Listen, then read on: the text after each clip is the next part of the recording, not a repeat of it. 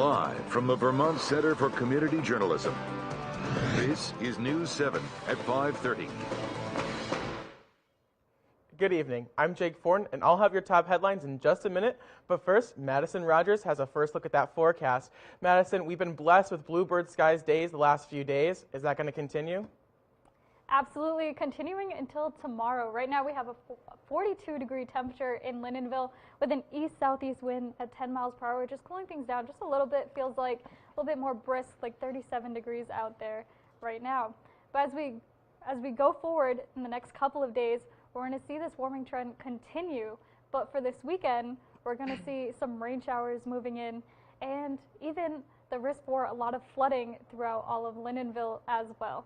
So join me back here in just a couple of minutes and we'll talk about how that heating and the impacts of this warm weather will affect us as we go forward throughout this weekend. Jake, back to you. Thanks, Madison.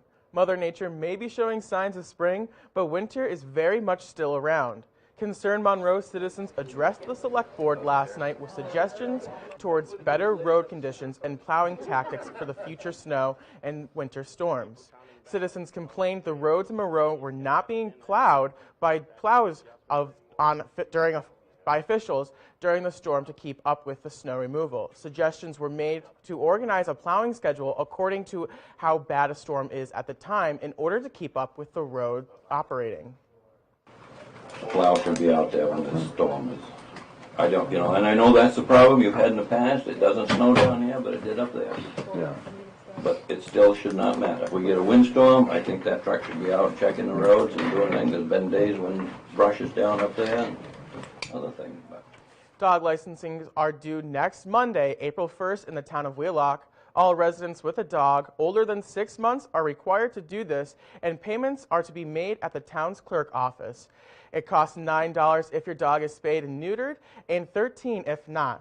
Besides being required by state law, the biggest reason behind having this done is to prevent the spread of rabies, which is active in the Northeast Kingdom.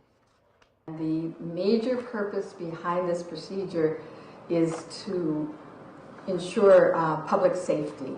The concern is with rabies, and the one requirement you have when you come to license your dog is you bring a copy of the valid rabies certificate. Rossi stresses the importance of the rabies certification, adding that it makes the job of officials much easier in the unfortunate case of a dog biting someone. The St. Johnsbury Select Board has given the green light to Housing Vermont to apply for a $1 million Vermont Community Development Grant. This grant would be used to completely renovate the apartments at Depot Square in St. Johnsbury. The apartments will have to be gutted due to improper asbestos removal and lead paint that occurred during construction almost 20 years ago. If the grant is given, there would be 38 units instead of the current 46. This is to give the units more space. The board has been looking forward to this project for some time now. Very exciting project. We all know that many of us have sat on this board for many, many years hoping this project would come to life. So I'm definitely in support of it and anything I can do. Mayor who understandably get nervous about this because the building will be empty for about 14 months while we renovate. Rural Edge is going to serve as the relocation coordinator. Everybody will get assistance to move to a new apartment. If a grant is awarded to them, they will put out a bid for a contractor and hopefully begin renovations in November. For those who play to win, tonight's Powerball is the third highest amount in its entire history. According to WBZ-TV, there has not been a winner for the Powerball since December 26th of last year. Because of this, the Powerball is currently totaled at $750 million. Residents of this surrounding area can buy tickets for $2 for their chance to win. Tickets can be found in local gas stations, and one resident of Lyndonville shared her opinions of the lottery. Well, you can't win if you don't play. I said, all the people who have won never thought it'd be them. We always have that chance. But just be careful after you win the lottery. You'll have all kinds of friends. Tonight's Powerball drawing will be held at 10:59 p.m. in Tallahassee, Florida. RCT is proposing additional training for new drivers and expanding some bus routes. RCT first began expanding their routes this March. A new route was added, which takes you from St. Johnsbury to downtown Barrie. This route change was enacted mid-March. This route runs Monday through Friday, except on holidays, and stops in downtown Montpelier first. A new bus was also purchased by RCT called a Gala. This is a new 60-foot long bus that will be able to seat more passengers. RCT is also planning on expanding their services to the area of agency and aging and Northeast Kingdom services as well. President Trump insists that the Republican Party will become the party of health care. He hasn't provided specifics or a plan, and earlier this week, the Justice Department said it agrees with the ruling of the federal judge in Texas who invalidated the Obama-era health care law. The administration decision has been criticized by many Democrats, including House Speaker Nancy Pelosi. CNN Joe Johns reports. The GOP will never stop trying to destroy the affordable health care of America's families. Democrats seizing on the Trump administration's effort to strike down the entire Affordable Care Act, seeking to put health care at the center of political debate heading into the 2020 campaign. Trump position ties a 2-year anchor around the neck of every Republican for the next 2 years. The Justice Department deciding Monday that the entire law should be invalidated, including provisions protecting at least 52 million Americans with pre-existing conditions. President Trump throwing his support behind the decision. The Republican Party will soon be known as the party of health care. You watch. But inside the White House, an official tells CNN that DOJ's decision was a source of heated debate. Politico reports that several cabinet members, including Attorney General William Barr and Health Secretary Alex Azar, argued against trying to strike down Obamacare because Republicans do not have a viable replacement plan. Moderate Senator Susan Collins, who voted against the 2017 repeal effort, telling reporters she was surprised and disappointed by DOJ's decision. This is something I vehemently disagree with. And I hope that the courts do not go along with what the Justice Department has requested. Other Republicans downplaying concerns about the impact that repealing Obamacare could have on millions of Americans. Oftentimes, unless the Congress is forced to act, it doesn't act. We'll put out a plan that we think will actually drive down the cost of care for the people that we represent. A recent CNN poll shows that health care was a key issue for Democrats ahead of the 2018 midterm election, when President Trump promised to protect sick Americans. We will always protect Americans with pre-existing conditions. We're going to take care of them. Democrats now pledging to hold the president to his word. And we are going to remind the American people time and time again of that broken promise. Well, Speaker Pelosi is choosing to focus on the new health care plan. Democrats unveiled Tuesday she is taking a wait to see approach the Mueller report.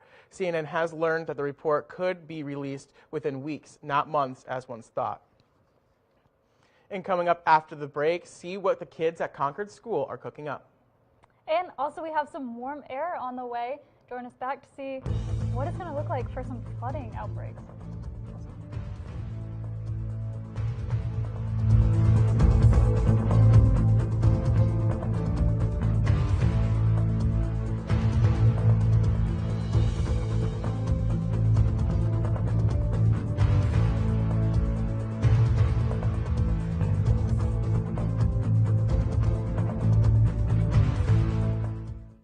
Hey Bobo, do trees tell each other stories?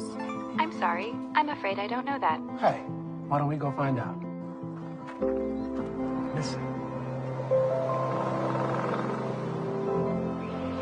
Can birds draw pictures?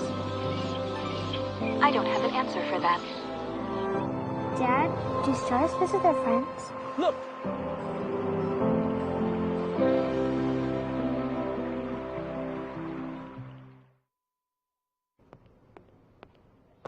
Can I tell you a cat joke?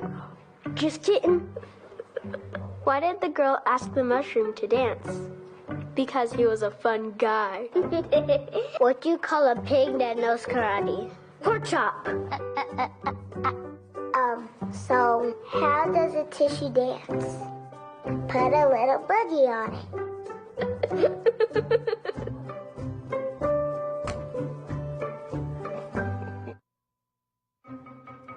Me and my boy Matt had it good. He had catnip that was off the hook. But one day, he brings a girl home, and she's allergic to cats. Every sneeze was a nail in my coffin. Now I'm in a shelter. It's decent, but they don't even have Wi-Fi.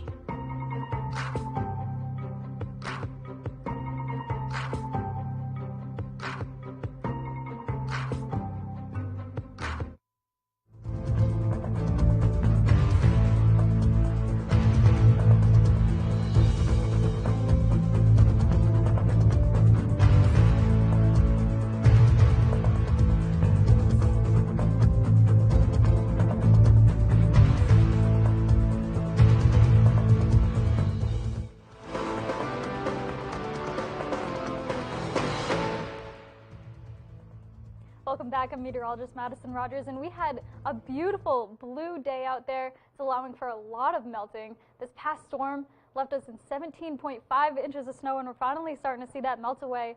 So we had a temperature right now of 42 degrees. We're going to have a southerly wind that's going to keep us warm throughout the next couple of days.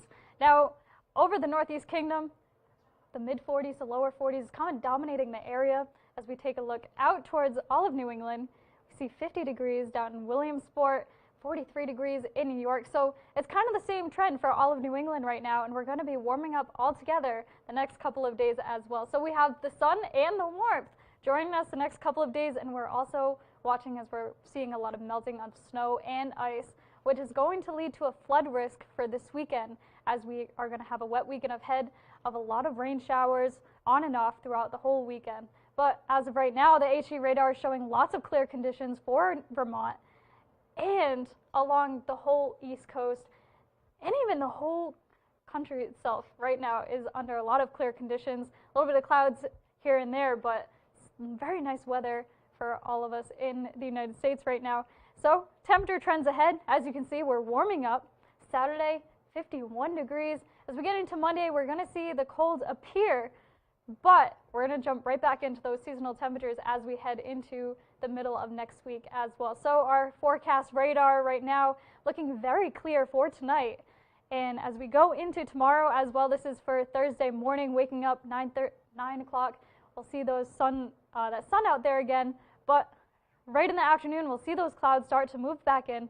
Rain showers are going to start moving in right around 6 o'clock, 7 o'clock tomorrow, just scattered throughout the evening. And as we go into Friday morning, we could see a chance for some isolated snow showers on higher elevations, but nothing to be too concerned about. It should be very light and wouldn't have to worry about any shoveling. So going out to the bus, 17 degrees in the morning, 45 degrees when you come back home. So make sure you have the jacket for the morning. You might be sweating on your way home though. So our extended forecast, we have those on and off rain showers throughout the weekend, but look at those temperatures. We could be seeing these 50s all weekend. So we'll have that risk for some flooding, as a lot of those roads and all the snow is going to be melting.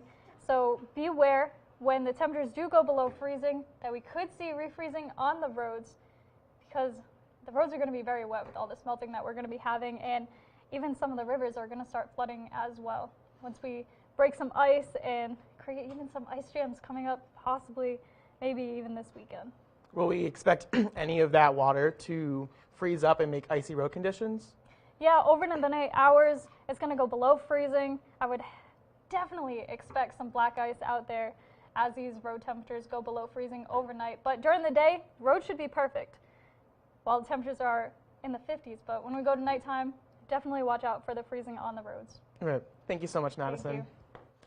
It's been almost 8 months since Tomasz Jankowski took the role as CEO at Northeast Kingdom Human Services.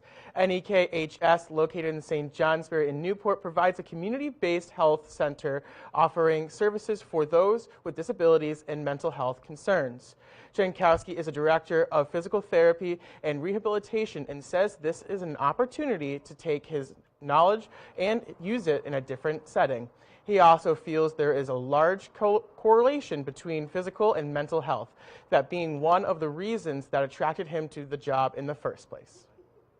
So our, we are like the amoeba, where we try to place ourselves in all walks of life, so we have access to the individuals who need us the most, adult or otherwise. Jankowski says he operates by 5 guiding principles: operation, excellence, amazing patience, and experience creating the future, employee engagement, and community benefits. Today, the Vermont League of Citizens and Town hosted a community and economic development forum in the Northeast Kingdom. This event was an opportunity for local government and community leaders to get together and discuss ways to improve upon economic development in the community and local economics. Some of the topics discussed were creative incentives, infrastructure, and marketing. Attendees also learned ways to get technological assistance and network with colleagues around the NEK.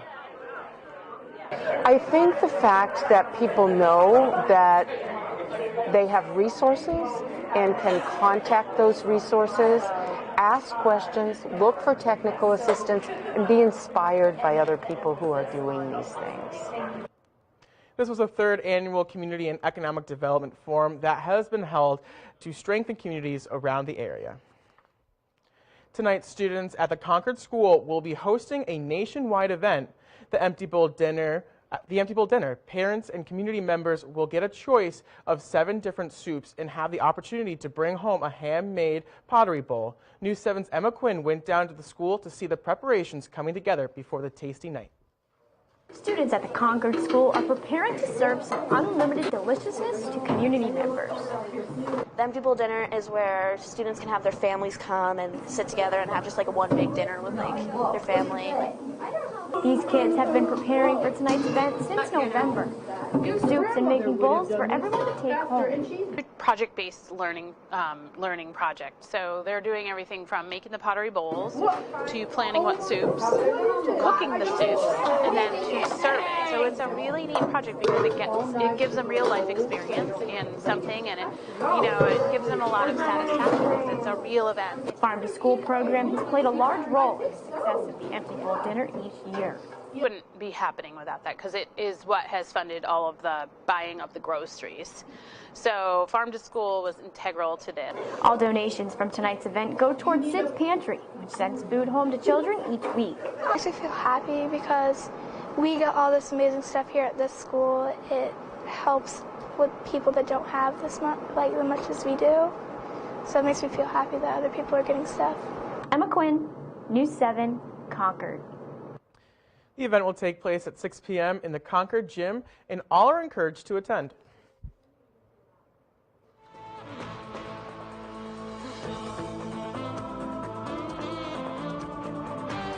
New England Patriots tight end Rob Gronkowski announced his retirement from the NFL this past weekend.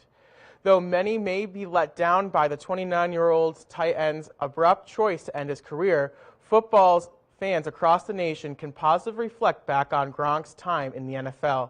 There has been a lot of speculation regarding his decision to retirement, much of it surrounding the injuries he battled on a day-to-day basis, giving his everything to the sport, football, and leaving it all on the field. He had one of the greatest careers of all time. The saddest part is it just couldn't last long enough. I think that's a result of him being so big so fast, and the way the NFL, their rules changed. The only way to tackle the guy was to take out his knees, take out his hips, and to do that for 16 games when you have a 245-pound linebacker coming at you who runs a 4.2 40, there's really no longevity possible for a career like that. Many Americans are looking forward to seeing what the path Gronk takes moving forward. And now Madison Rogers joins us for a final look at that forecast. Madison, what do you have for us? Well, if you love spring, I have some good news. We have temperatures in the 50s moving in tomorrow, maybe Friday, and Saturday and Sunday. So we'll see a lot of this snow start to melt and maybe have some flooding risks with this and some icy roads at nighttime, but looking to be a nice forecast. Thanks, Madison. And that's all we have for this edition of News 7 at 5:30. I'm Jake Ford. For more stories, check us out online at news7newslink.net. And I'm meteorologist Madison Rogers. From all of us here at News 7, have a great evening.